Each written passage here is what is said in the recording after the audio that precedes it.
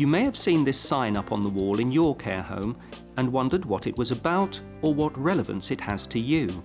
Every year, thousands of care staff and residents become ill or are injured because of unsafe working practices or an unsafe environment.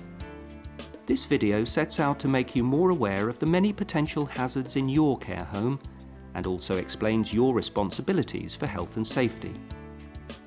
Every member of staff has a legal obligation for health and safety and may be found legally responsible for accidents or dangerous incidents that may occur. This video was filmed in a care home for the elderly, and some elements of the video focus on specific hazards for older people, although the content of the video is applicable to all care environments. Legal duties. There are several laws governing health and safety in the workplace.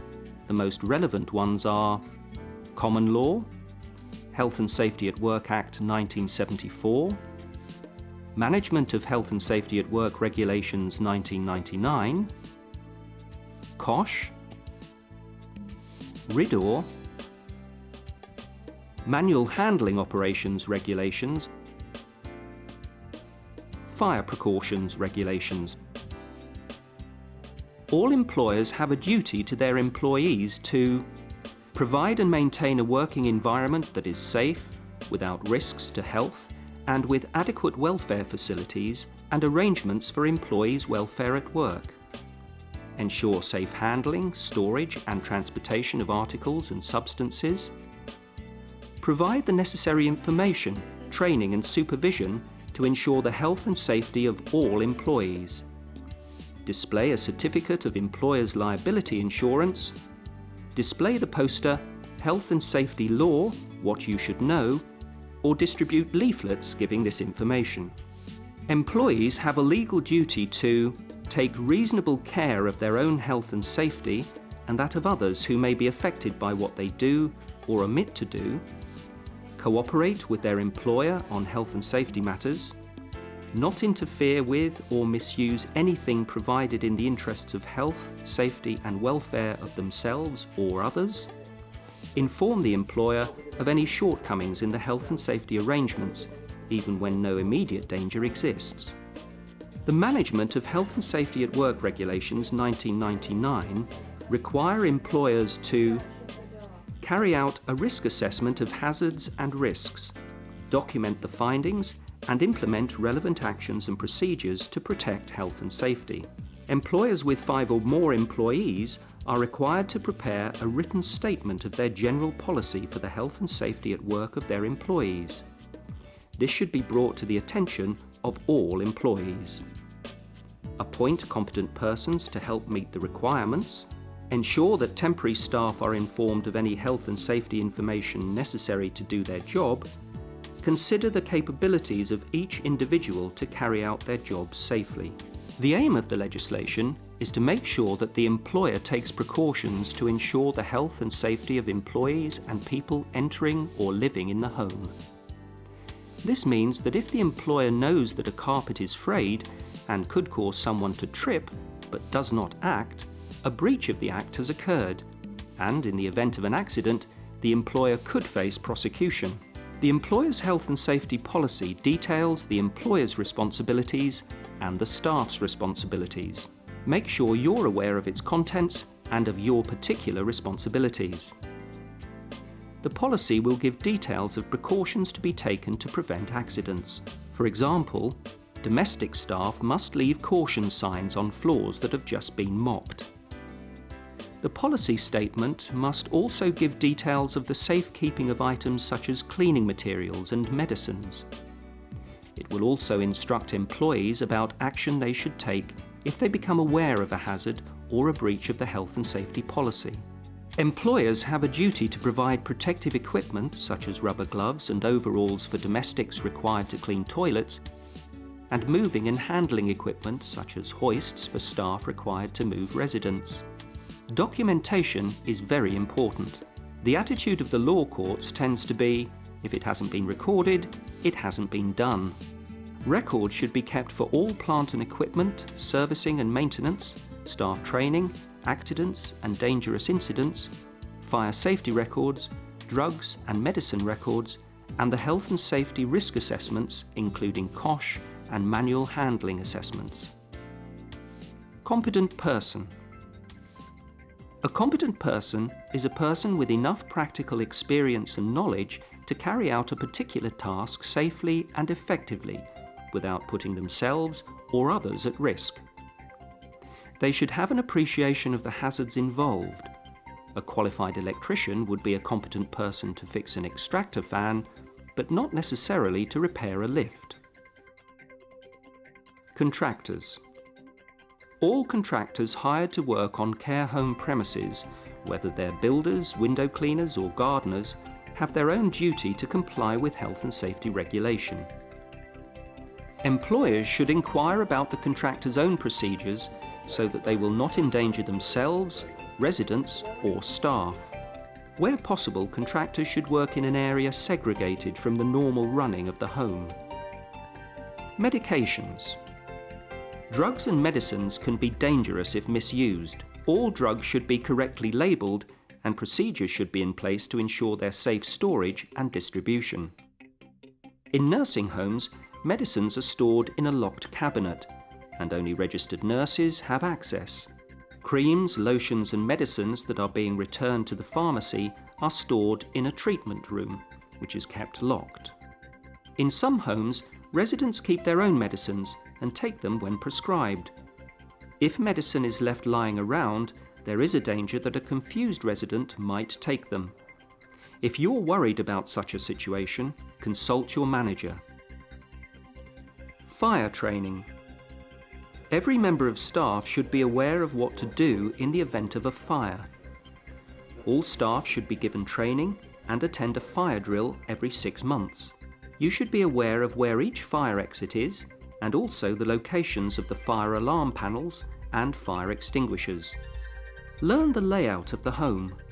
It's essential that you're aware of the places of safety and all the escape routes. When a fire alarm goes off, all staff report to a fire assembly point, which is usually by the main fire alarm panel.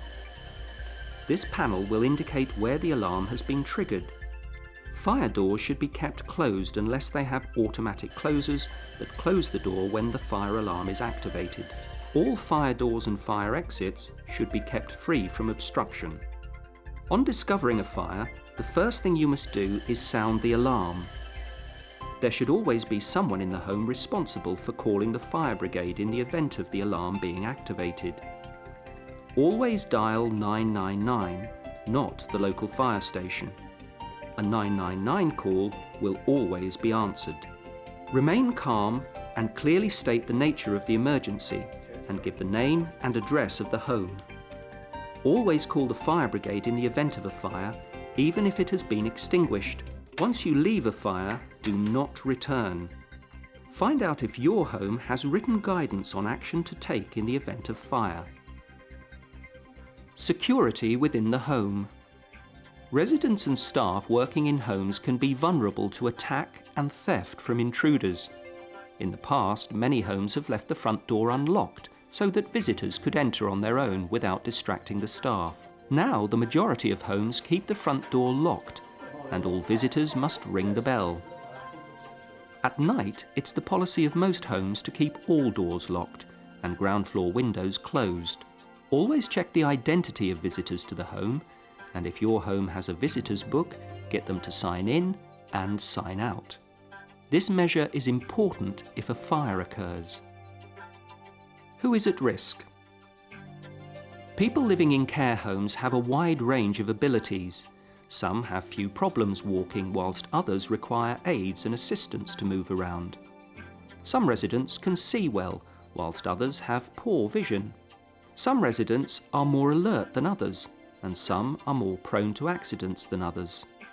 Many older people are confused and may mistake dangerous substances for something harmless, for example thinking some cleaning chemical is a drink. Confused residents may wander around the building unsupervised and fall or hurt themselves. Also, older people have less acute senses. They're less able to detect if bath water is too hot or taste food that has gone off. Most homes now assess residents to see who is most at risk of having an accident. The care plan should note action to be taken to reduce risks. It is important to keep a balance between the duty of care and allowing residents to have a degree of freedom and independence. A care assistant leaving a confused resident alone and unsupervised in the bath would be failing in her duty of care. Another resident may wish to bath in private after being helped into the bath. RIDDOR.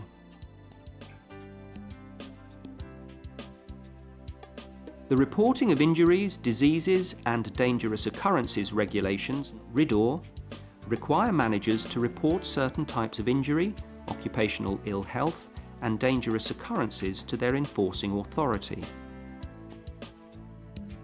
There are two ways to report injuries and dangerous occurrences, depending on the severity and potential for harm. If someone dies or suffers a specified injury in a work-related accident, or there is a specified dangerous occurrence, the employer should notify the enforcing authority immediately, normally by telephone, and a written report must be sent using Form F2508.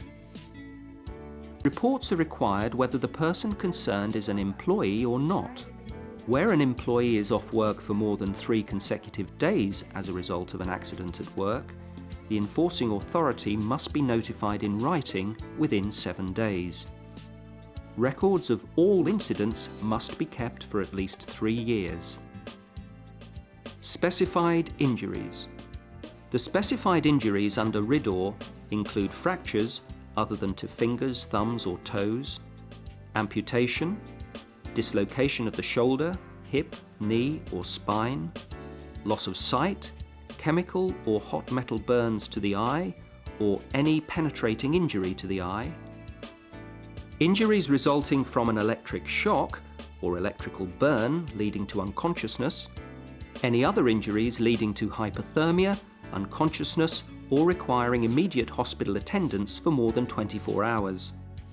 Injuries to staff and contractors as a result of physical violence must also be reported. Dangerous occurrences. The dangerous occurrences that need to be reported include the collapse, overturning or failure of any lift or lifting equipment, the explosion, collapse or bursting of any closed vessel, including a boiler, fires caused by electrical short circuit or overload, collapse of a wall or floor, explosion of fire causing suspension of normal work for over 24 hours. Diseases. Where a person at work suffers from a reportable disease as diagnosed by a doctor and the work involves a specified activity, the employer should immediately send a written report to the enforcing authority.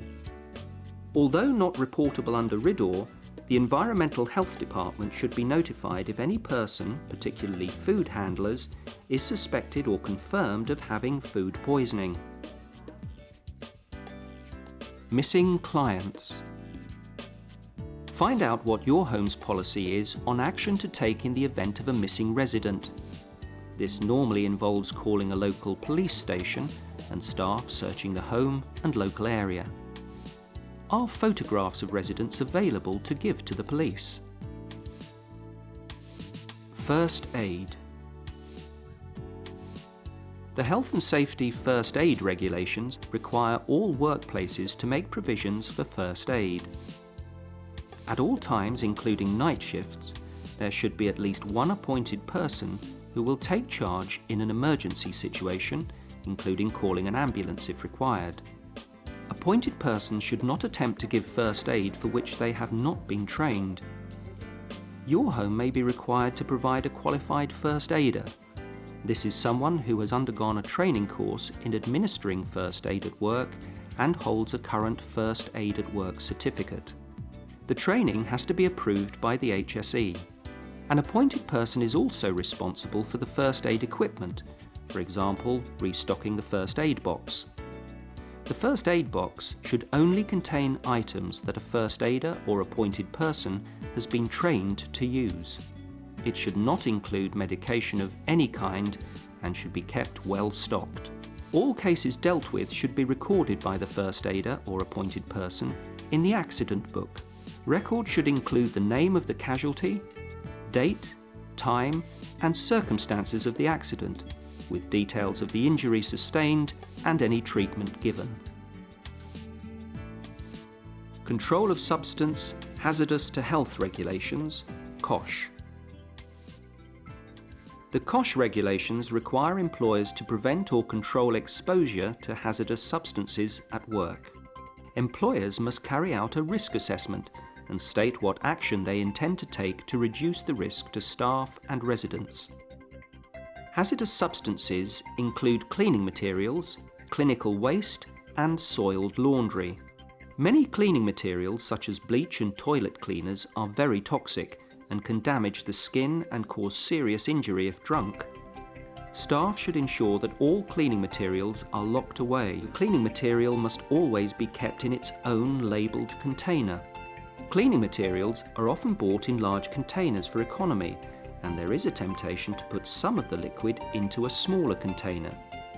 This is very dangerous and must not be done. There have been cases of confused residents drinking a toxic cleaning liquid because it had been decanted and was mistaken for a soft drink. Health and safety guidance on the labels of cleaning products should always be followed. For example, if the guidance says avoid contact with skin, protective gloves must be worn. Cleaning chemicals, which are relatively harmless on their own, may become extremely hazardous when mixed. For example, toilet cleaner and bleach may react together and give off harmful fumes. Clinical waste. Staff in care homes often have to deal with body fluids and wastes that are potentially dangerous. Clinical waste must be disposed of in yellow sacks or sharps containers, which meet required standards, to segregate waste for safe disposal. Clinical waste to be disposed of in sealed yellow sacks include blood and all other human tissue, and waste materials where the assessment indicates a risk to staff handling them, for example from infectious disease cases, soiled surgical dressings, swabs, and other soiled waste. Items used to dispose of bodily excretions, including disposable bedpans or bedpan liners, incontinence pads, stoma bags and urine containers, can be disposed of in either a yellow sack for incineration or a sack which is yellow with a black stripe for landfill disposal. Items such as discarded syringe needles, cartridges, broken glass and other contaminated disposable sharp instruments or items should be put into special sharps containers. On no account should plastic bottles or similar containers be used for disposal of needles, as they could present serious risk to disposal staff if they were disposed of in domestic waste. Sharps containers should not be placed in bags prior to disposal. Prior to collection, clinical waste should be stored in a secure area reserved for clinical waste only. It should be clean, tidy, and secure from entry by rodents and insects. All employees who are required to handle clinical waste should be trained in safe procedures and in dealing with spillages or other incidents. Employers should identify procedures for dealing with accidents and incidents involving clinical waste. These procedures should specify how spillages can be cleaned up safely, including decontamination of the affected area. Protective clothing should be specified. Large quantities of clinical waste should not be allowed to accumulate. Collection and disposal should be arranged with either the local authority clinical waste disposal service or an independent contractor. Contractors who incinerate clinical waste can be asked to certify incineration. Blood-borne infections. Contact with blood should be avoided to minimize the risk of contamination from blood-borne viruses. Cover cuts or other open wounds using a waterproof dressing. Use disposable equipment where possible. Keep everything clean. Disinfect surfaces contaminated with blood and wash your hands regularly. Water temperatures. At water temperatures above 50 degrees Celsius, there is a danger of scalding, The risk is higher with elderly people and those with sensory loss. It's recommended that hot water accessible to residents and workers should not exceed 43 degrees Celsius. It's also recommended that heated surfaces of radiators should not exceed 43 degrees Celsius. Moving and handling. Manual handling causes almost 4 out of every 10 accidents reported in the care sector.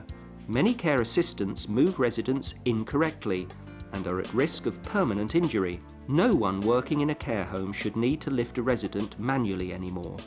Hoists, sliding aids, and other specially designed equipment mean that staff should no longer have to risk injury while doing their jobs. The manual handling regulations require that all staff whose jobs involve moving and handling should receive appropriate training. Moving and handling should be avoided as far as possible. Where such handling cannot be avoided, an assessment should be made and appropriate measures taken to remove or reduce the risk of injury.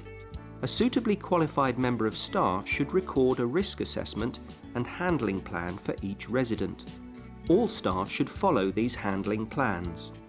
In the assessment, there are 5 elements to be considered: the task, the individual's capability, the load, the environment, and equipment available. Remember, it is the duty of the employee to make use of any safe system of work provided and for which they have received training. Lifting techniques. The first step with any load is to establish its weight and balance. Attempting to tilt the load will tell you a lot, without the dangers of actually lifting the load. When lifting a load like this from the floor, the weight limit is 10 kilograms for a man and 7 for a woman. If you have to put your hands under the box, the limit is 5 kilograms for a man and 3 kilograms for a woman. If the box is too heavy, use a piece of equipment to move the load. If one person can lift the load, the following principles should be applied. Keep the feet apart. Bend the knees and keep the back vertical. Use both hands to gain a secure hold on the load. Keeping the shoulders level and the back vertical, slowly straighten the legs. To put the load down, take the weight on the legs by bending the knees. When lifting, always avoid twisting, jerking, or reaching. Keep your head in line with your spine. Any identified risks or unsafe practices should be reported and recorded to prevent accidents and injuries as a result of moving and handling. Floors and stairs. As the majority of accidents in the care home are as a result of trips, falls and slips, particular attention should be given to ways of reducing them. Frayed carpets, holes and defects in floor coverings should be repaired as quickly as possible. A sign should be left on wet floors and spillages should be cleaned up straight away to prevent people slipping. Cables from vacuum cleaners and other equipment should not be left trailing across the floor. All floors, passages and stairs should be maintained in good condition. All staircases should have secure handrails. Objects on the floor may not be noticed by older residents, who may fall over them. Keep floors clear of obstructions.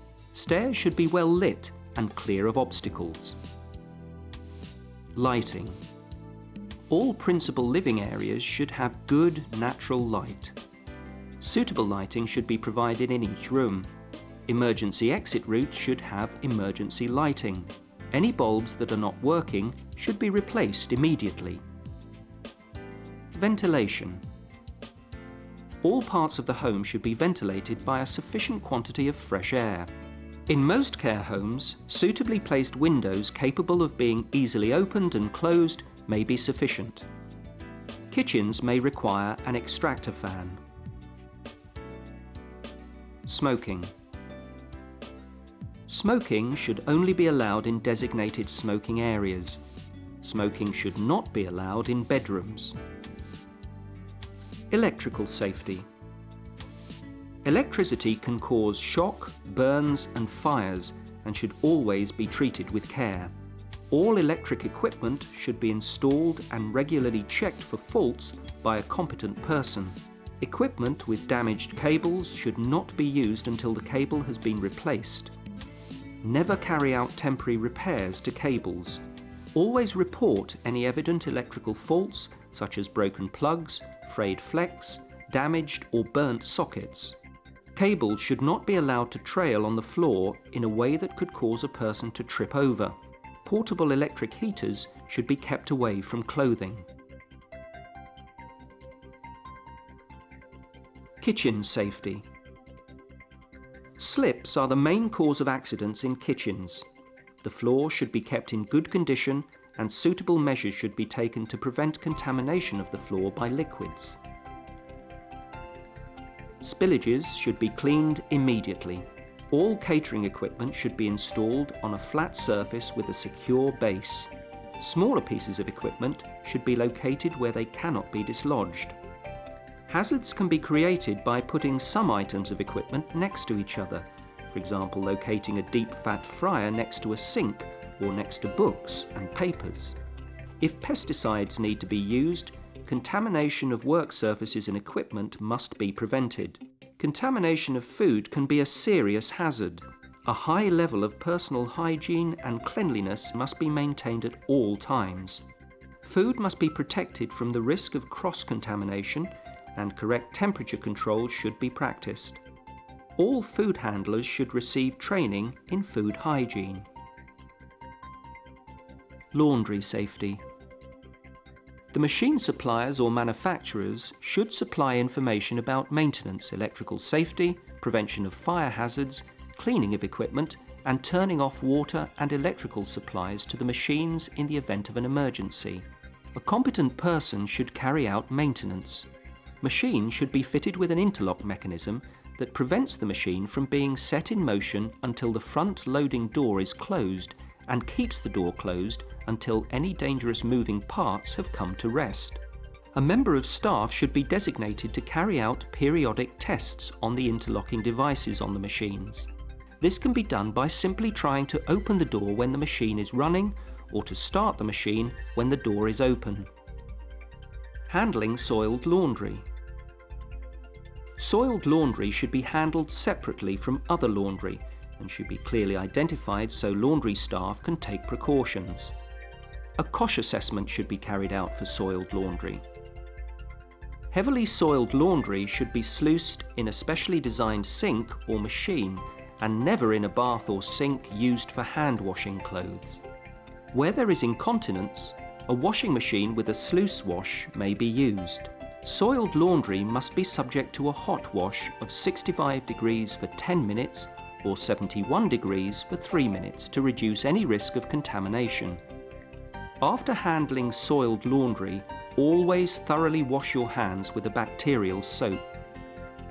Challenging behaviour. Aggressive behaviour towards employees by residents or their friends and relatives can be a source of injury and distress. All violent incidents should be recorded and measures implemented to reduce the risk of an incident occurring. A plan should be drawn up between management and staff for dealing with challenging behaviour. All employees should be aware of the plan and their role within it.